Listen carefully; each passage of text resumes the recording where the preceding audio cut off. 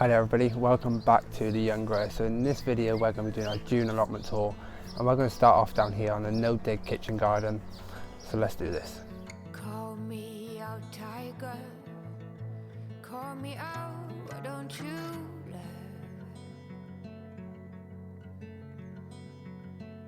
Lift me up higher above the clouds, won't you love?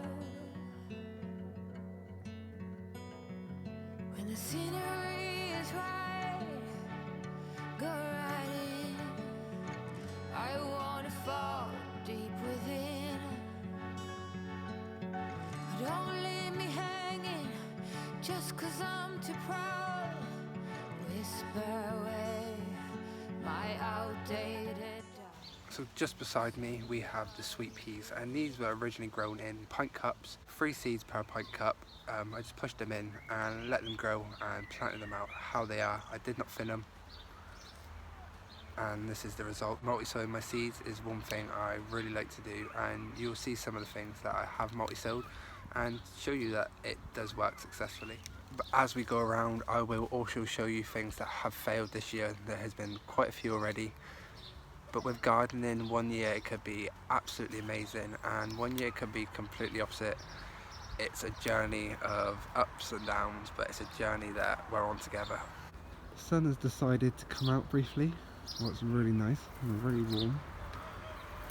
Over here, as we were talking about, where the sweet peas, the pink variety, the pinky red is Winston Churchill, and the purple one is Leamington.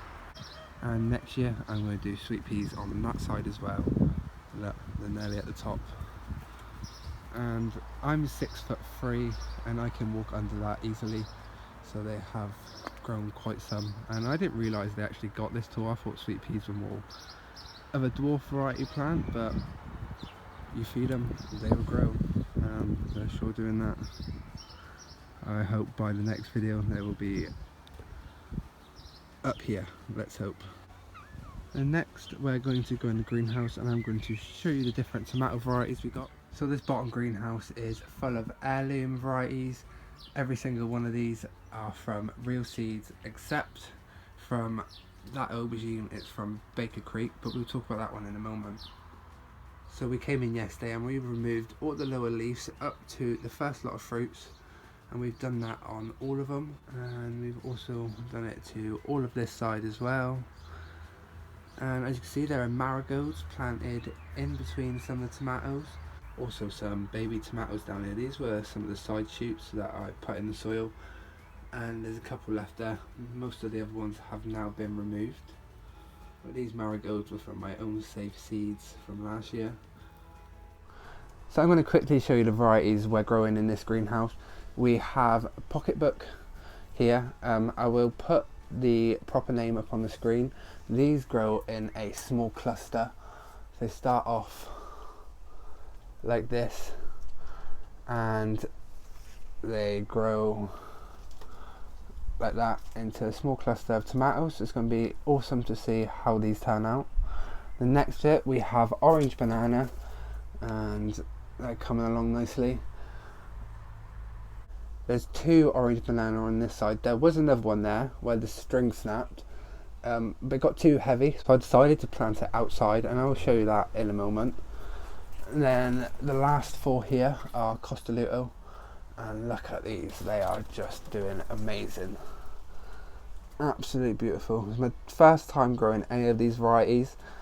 I've decided to go full on heirloom with this greenhouse, and the varieties that real seed have are just absolutely amazing, and the germination rate has been perfect. Then back here we have another Costoluto. I just didn't really have anywhere to plant it, so I did put it in the soil, and it's actually growing really well, so I decided to leave it there and put a cane with it. Then behind it we have a Czech early aubergine over there, what is starting to fruit. And here we have a aubergine from Baker Creek seeds, or they call them eggplants, and it's called the Fengyuan purple, something like that. I will put the name on the screen for them. So now we're on to the other side, and the next 6 plants, they are Amish paste, and these fruit can grow up to £1 each, what I think is absolutely brilliant. And there's lots. I've actually pinched out the top of the tomato plants now as well, because they're all getting to the height I want them, and I want to encourage all the energy to go into the fruit. So over time we'll slowly remove more leaves, letting air circulation come in. But yeah, then we have another 2 orange bananas next to them, and then we have another Pocketbook, and this is a better one to show you. It's weird. It is lots of small clusters of tomatoes. I can't wait to see what that one turns out like, because it's 10 times bigger than what they were when they started. But that is it for my heirloom tomato greenhouse. If you want to see more about these varieties and how they do grow, make sure you continue to watch our monthly tours, and I will do updates every month to show you how they are. So outside the greenhouse, I've decided to turn this into a flower bed. So we have a mixture of flowers here. There's Ceratopsis, is it? I'm not too sure what this one's called. I've lost the tag, but there's some lovely little flowers that grow on it. Then here are all my dahlias that I've grown from seed. The purple on this one is wow.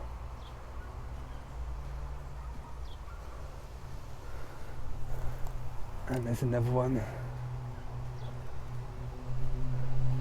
The feeling of growing things from seed is so much more than just planting a bulb. It's like, that wouldn't even exist if it wasn't for me.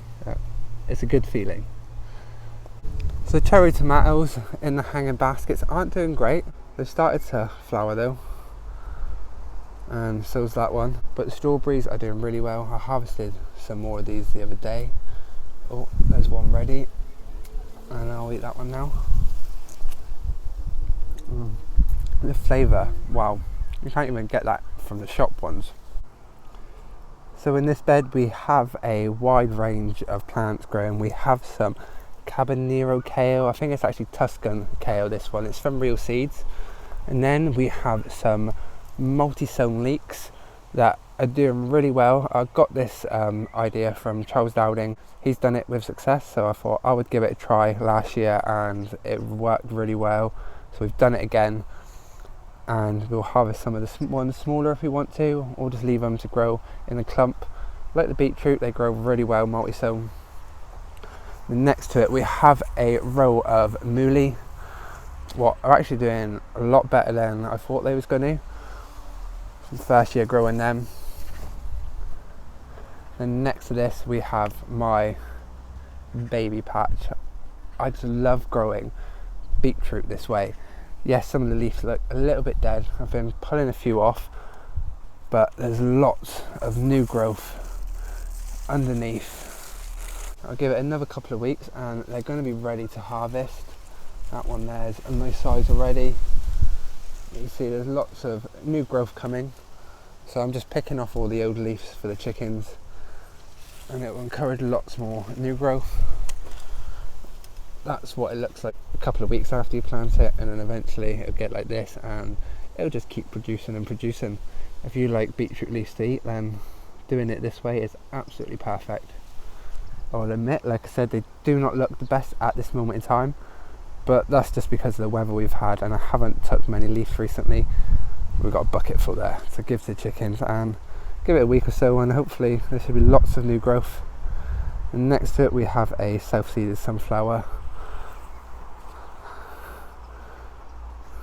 Some of my snowball turnips, first year growing these as well, I'm absolutely over the moon with.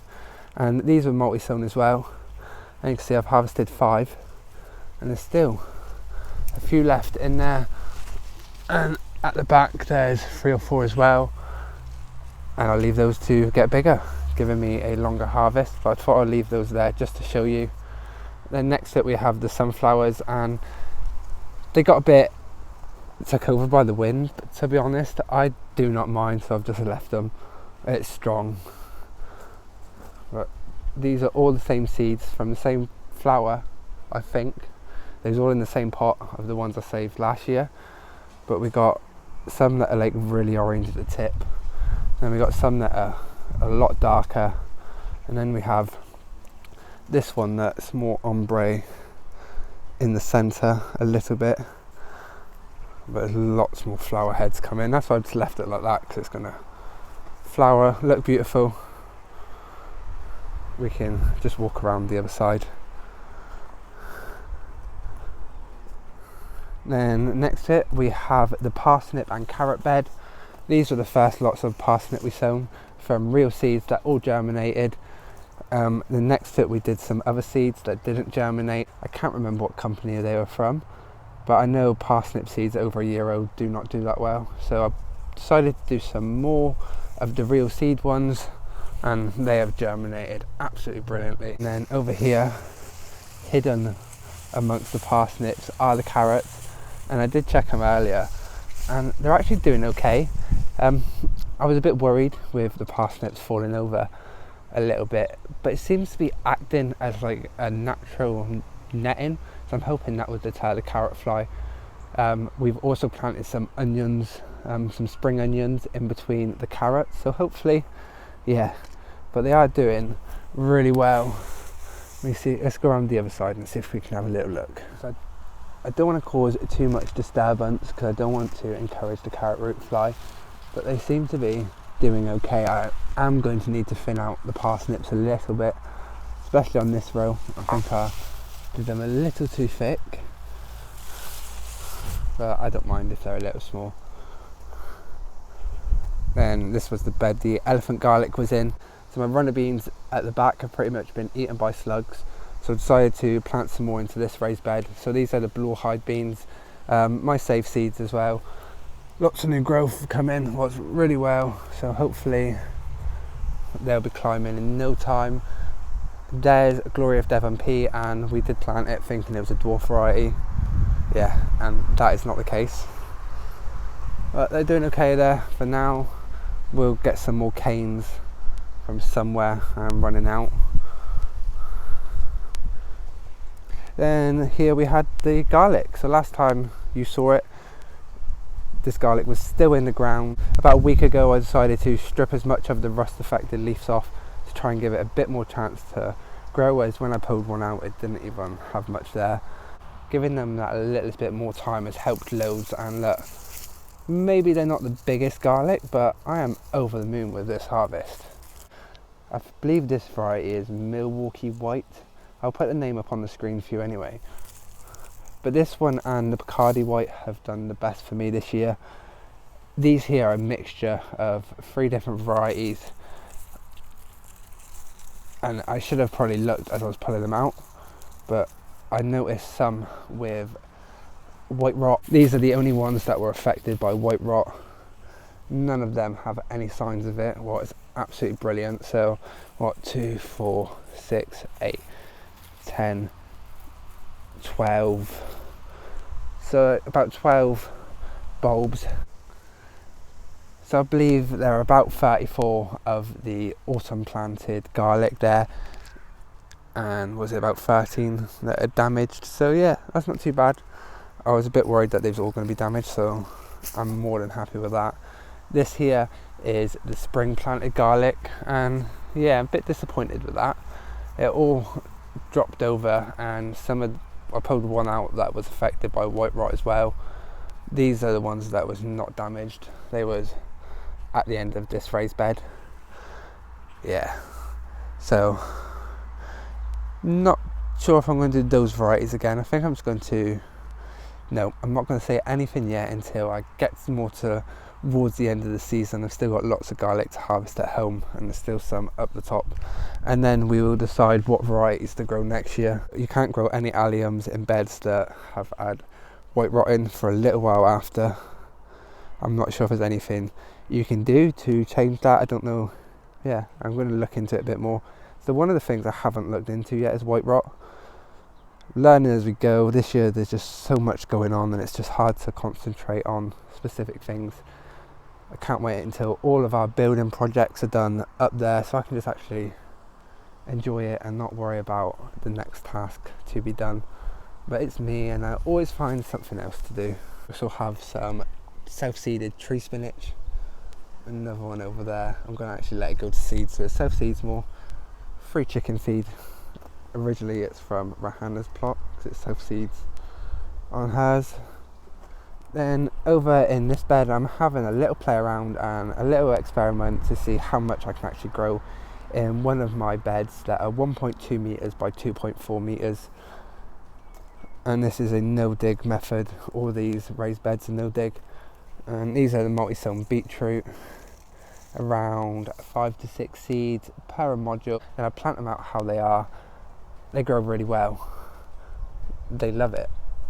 They really do. They like growing close together and they like to protrude out the ground. As long as their main root goes into the soil, they will grow. And next to it we have, I get this name wrong every time, but I will pull it up on the screen. It is the Chard from Real Seeds and it has a sweet stem apparently.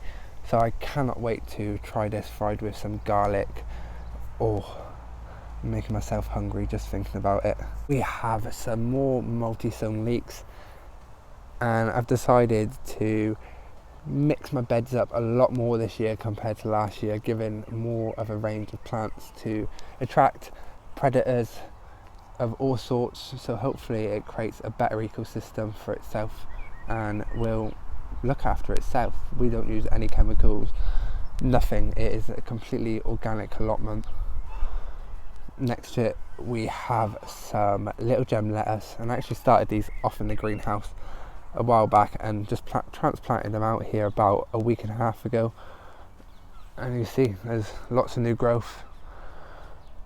They don't look the best at the end, but that's because a slug has got to them by the looks of it, but I'm quite sure they're going to come back. There's lots of new growth there and there, so yeah.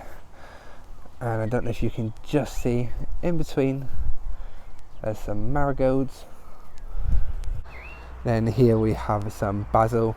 There's cinnamon basil and I think that's finissimo basil, I believe. Yep. And then here is a mammoth basil. There's just some spare plants I had that I decided to plant them out. But that's those first 4 beds. Now let's move on to the last section of this no-dig raised bed garden, and then we'll go back to the borrowed plot and talk about the pros and cons about using this weed fabric. It's good, but yeah, it's been a disaster at the same time. So let's go in the brassica cage. I absolutely love this brassica cage. I wish it was taller, but just the idea of the brassica cage itself I love. Everything is being demolished by slugs from the outside, and then look at this. It's just absolutely gorgeous. Lots of little gem lettuce. I've been harvesting a couple every now and then. I've actually been harvesting a few for Duchess and Barbara at home. They absolutely love them. So I've come in today and I've actually removed quite a lot of the dead and the dying back leaves of the kohlrabi, leaving the good ones, and they're doing really well. I fell in love with this veg last year. The leaves are edible, that's edible. I like to leave them to get a bit bigger and treat them sometimes as a swede, but you can slice these, roast them. Some people I've had even eat them raw in a salad. So if you have not tried kohlrabi yet, I would 100% recommend it, and I would recommend the Azur Star variety. It's the only one I've really grown, but it's the best one I think, because yeah, I really like it. And here we have more Tuscan kale. It's from Real Seeds as well. It's doing really well, and I think soon I may even think about doing my first harvest. I can never really tell at first when to do it. I like to make sure there's a nice lot of growth to take it through, so I may come in the next couple of days and remove some of the lower leaves and have that fried with some eggs. Oh, I need to stop talking about food, I'm just making myself hungry. Then over here we have some more leeks I've planted there and there. I actually planted some at the back over there as well. And then these are all cauliflower. What? Are doing good as well. It's a few bits of damage from slugs and that, but overall they're doing good despite all the rain we've had. I think next year I want some sort of cover on maybe more of those beds, or back there, if I get to keep that plot or use it next year, I want a better and bigger brassica cage somehow.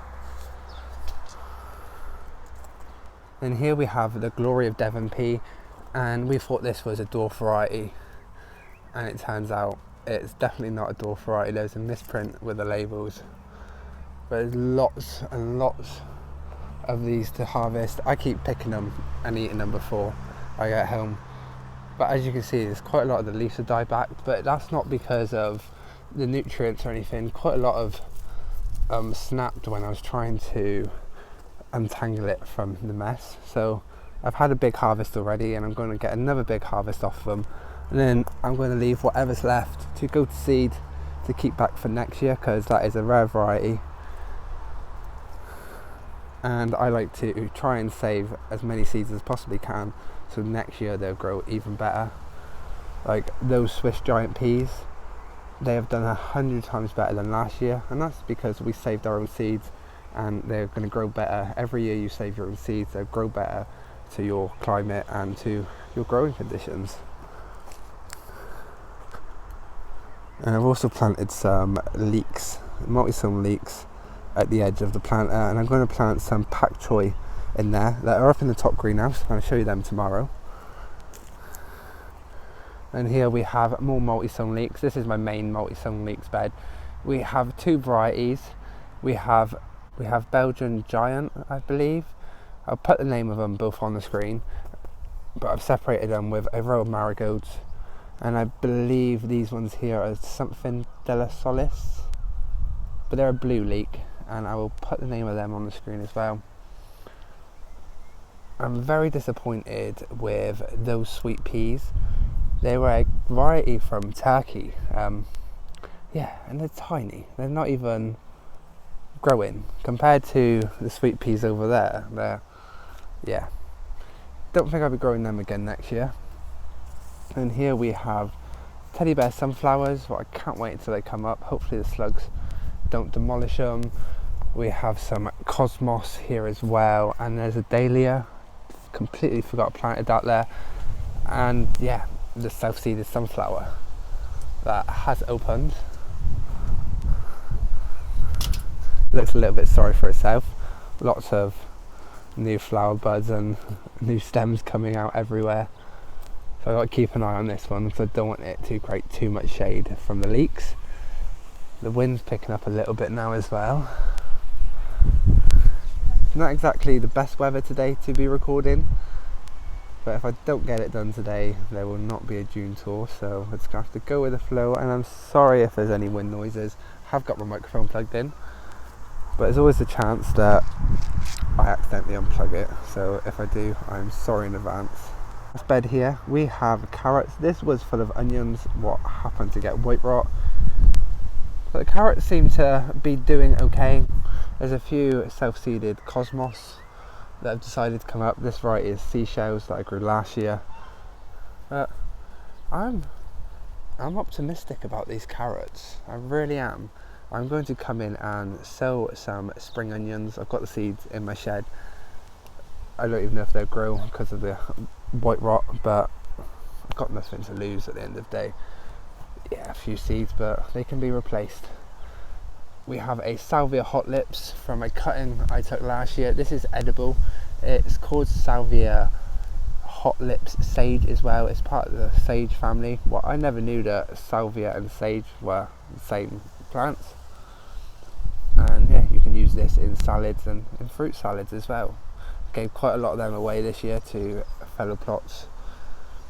And then we have some orange cosmos over there, and then this here I believe is the Oscar dwarf variety of peas that I got sent to replace those ones from Real Seeds, so I can't wait to see how they turn out.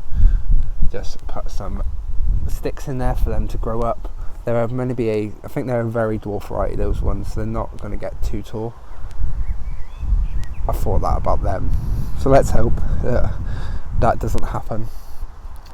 So now we're going to move on to the corn and the pumpkin patch. Yeah, don't know if you can see that beauty over there. He's just appearing. That's the one squash I really wanted to grow this year, so let's go and have a little closer look. And this is the first actual squash that has started to produce this year, and look at the size of it already. It's gonna, yeah, I just want it to get as big as I possibly can, so I'm going to come and feed it in the next couple of days. There's actually another one growing there, and there is another little baby one down there, and I'm going to let this go right the way down, but Rahana's already said she don't mind if it comes on the path, so that's a good thing about having Rahana as a neighbour. I've got a bit of free will to do things like this and let things take over. There is another one here. I'm not sure what that variety actually is. We will find out as it grows. Then this here is a bent summer squash, and you can harvest them as courgettes. And there we have some yard-long beans, and they're not doing too good. None of the runner beans are doing good here. They've been demolished by slugs, and that is one of the problems I've found using this. The squashes, the corn are loving it, but the slugs are loving to hide underneath and come out and just eat them. And I don't know if there's going to be any chance of any of these actually growing this year. Some over there have just started to flower, but we'll have a look at them. I planted a few tomatoes in there because the runner beans that were there, I believe they were bolotto beans, so we'll have no bolotto beans this year. Got demolished, so I decided to plant some tomatoes I had lying around. Look at that squash. It's planted there. It's a beast. It's a Sibley squash. And then next to it here we have another squash, but there's no name tag on that one. And that there's Molesque de Marquis, and I'm not sure if the variegated leaves are meant to be like that, or it's something wrong with the plant, like powder mildew, I don't know, but either way I think it's absolutely beautiful. I was only growing this variety for the looks. It's this weird yellow, warty, greeny, I'm happy with how that looks next to the corn. It's just absolutely beautiful.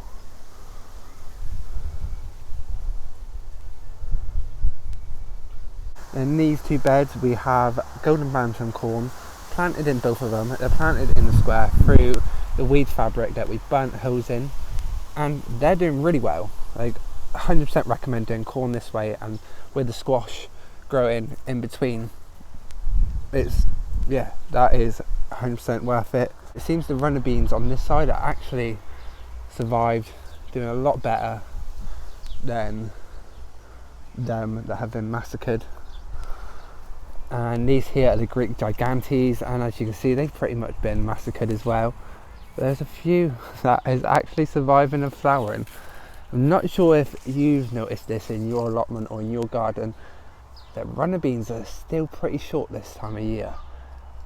Normally they would be climbing, but Rahana's over there has a flowering down here, just like these ones. Over here we have a Pacific giant pumpkin that, it's living up to its name.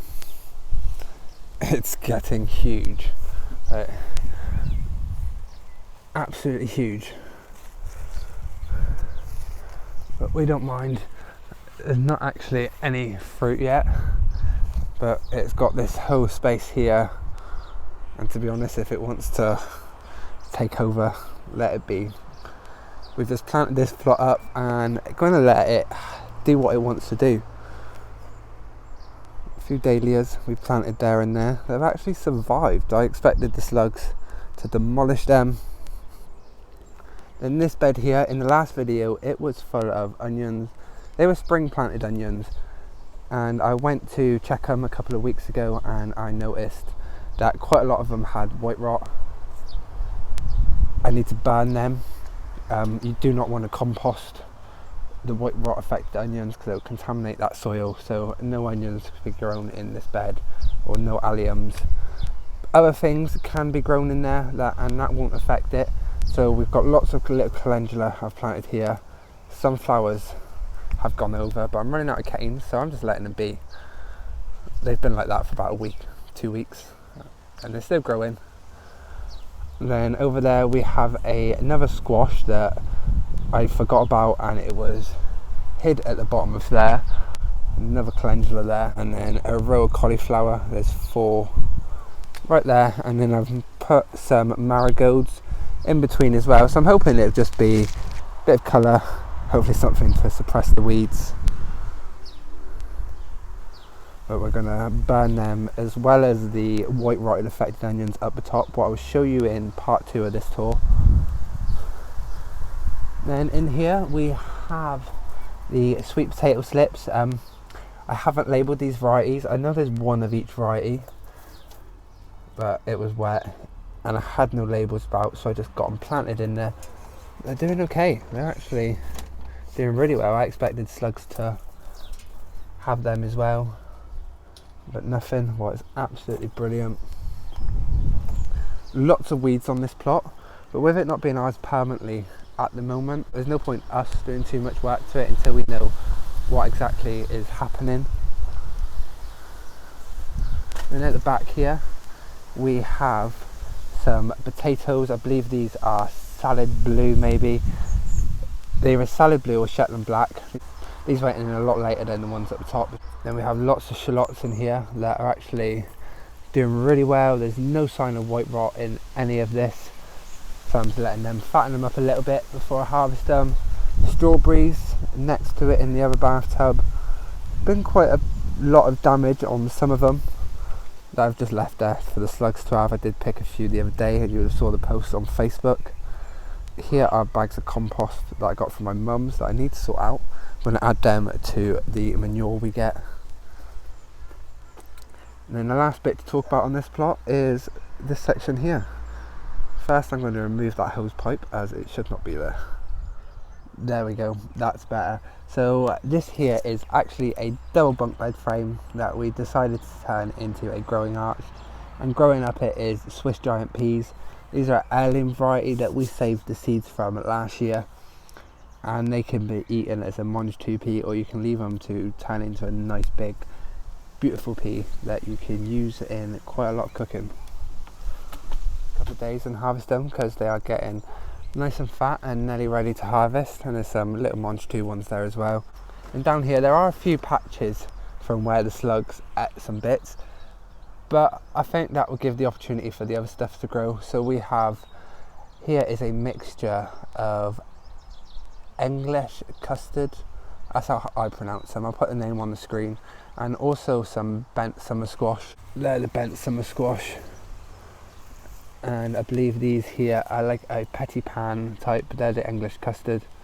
Then we have some Roma VF tomatoes planted in between, and some flashback calendula over here.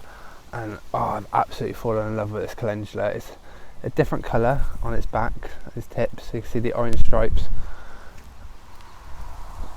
We have some cosmos, and we have another bent summer squash here. As you can see, there's lots of little ones coming. What's awesome. And then next to it we have a crown prince. One there, another one there, and there's another one at that end. And I'm actually going to encourage that one to climb up here, because I don't think these peas are going to go on for much longer. So I'm thinking if I encourage the crown prince up, and then it'll grow up there. Yeah, we've added enough manure to this patch, so hopefully there's a lot of feed there for it. Was a butternut squash that's been demolished. A sunflower that I should have planted ages ago, and it's stunted its growth a little. I think it is going to flower soon now.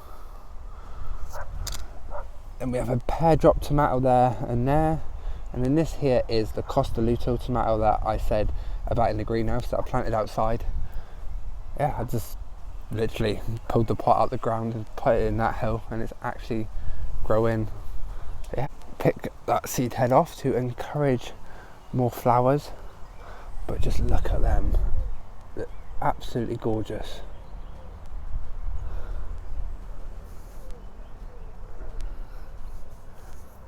And these are from real seeds as well, flashback calendula. we have some radishes there that I never harvested, and they're actually going to seed. Yeah, they did absolutely rubbish. So let's get them out and take them up to the chickens. They can have some treats.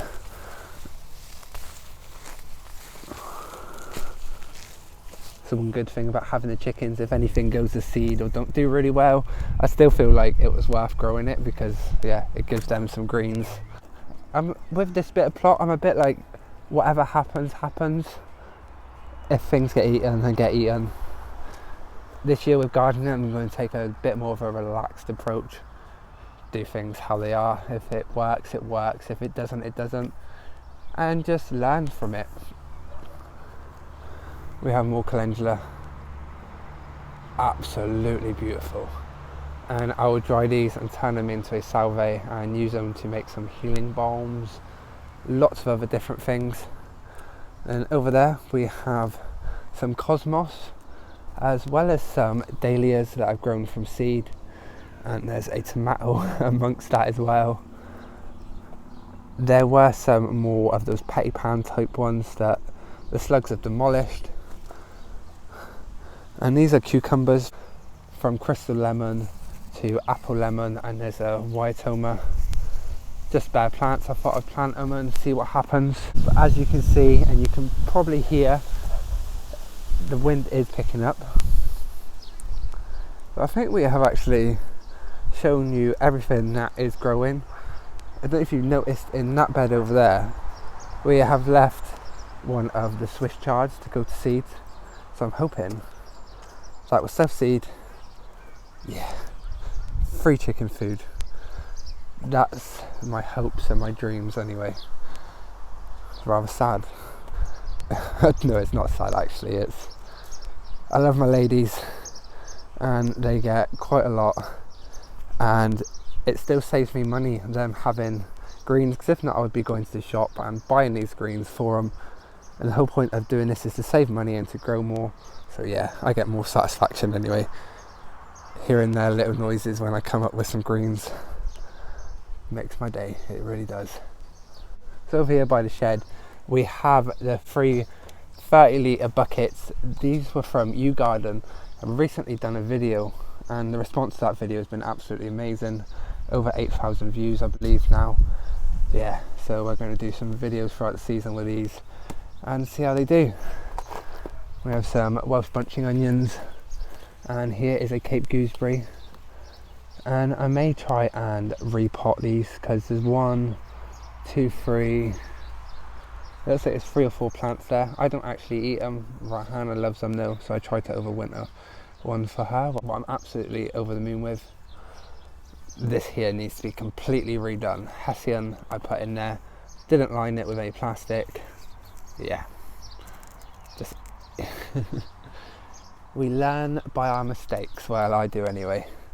Sometimes, not all the time, most of the time. And this is the last bed to tell you about. I know it's mainly just to show you. I will do updates on this bed every month. It is the mini apple tree. We have the red sorrel, we have the strawberries, we have the lemon balm that is going mad. It is absolutely hanging in fruit. I'm over the moon about, and I said to Hannah, does she mind if we allow it to go bigger? It's a dwarf variety, but it's wanting to climb. So, and she said, yeah, she's more than happy with it. So let's hope it gets a lot bigger and we get lots more apples. Don't expect it to get huge, but bigger the better, I say. Still got some sorting out to do here. We haven't actually filled these beds up yet with any compost or manure or nothing. I was using them as my manure storage for my potato bags, but next year I want this to be full of cut flowers. So the greenhouse will be surrounded in cut flowers, sweet peas up there for cut flowers. Yeah, I've really fallen in love with cut flowers this year, so I'm going to go out of my way next year to turn this into the best cut flower bed anyone has ever seen. Well, it won't be the best, but I'm going to try, because I think it'll look beautiful next to the grey with some bright pinks, all different colours for cut flowers to give to my friends and family, and for myself as well. So I think that is it for me here at the Young Grower. I can't stop reading my feature in the Kitchen Garden magazine. If you haven't yet gone out and bought yourself a copy of the August issue, I'd recommend doing it. I have opened up a little bit to why I grow and how I do things, and I'm hoping this may inspire you to step out your comfort zone, try and grow something completely different, or just try and do it completely different. We're all learning and we all got to start somewhere. But yeah, I'm absolutely over the moon with how this has turned out, and to have my own written words in a magazine, being dyslexic and really struggling, and I really struggle to communicate and to talk. Having this connection with you guys has really opened me up. When there's people around, I'm still the most anxious person going, but when there's the camera, no one around, yeah, I feel like it's somewhere I'm supposed to be and I'm doing what I'm supposed to. So we'll do a little video about this last month because it's been mental. I've been on BBC Gardens World and had Monty Don talk about me and say I'm an inspiration. It's like blown away completely. And then Kitchen Garden, I sent this in a while back and I really didn't expect it to be in my own words. I thought they would have edited it, but to have my first article out is amazing. So I could go on and talk about this, but I think I should call it quits because I think this video is getting a little bit long. So we should be back tomorrow for part 2 of this tour, where we'll be at the chicken orchard. It's a bit of a building site up there, but it's the perfect time to show you the transformation before it happens. It's actually happening. Polytunnel will be here next week. The chicken fencing is going up. Yeah, so I will see you tomorrow, and thank you for watching. If you have not yet clicked the like button, the subscribe button, or even followed us, please do so if you're watching this on YouTube, Facebook or Instagram. Thank you, and we will see each other soon. Tiger, call me out, why don't you love?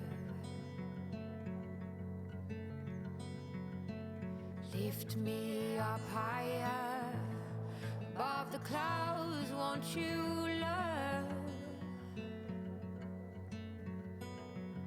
When the scenery is right, go right in. I wanna fall deep within. Don't leave me hanging just 'cause I'm too proud. Whisper away my outdated doubts. Somebody do me the courtesy, dress me down.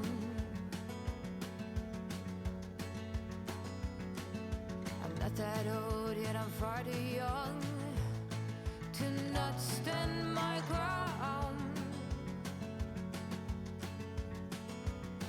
But my ways are mine and I don't wanna change, not even for love. Now take back